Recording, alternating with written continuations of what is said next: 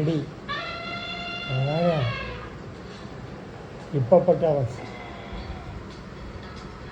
മൃഗക്കരടി, tiger, പശു,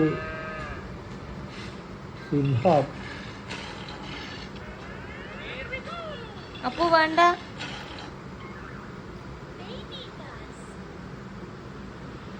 അപ്പു അച്ഛനെ ഞാൻ എടുക്കട്ടെ?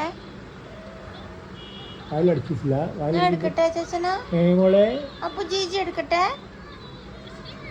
അച്ഛനെ ജീജി എടുക്കട്ടെ?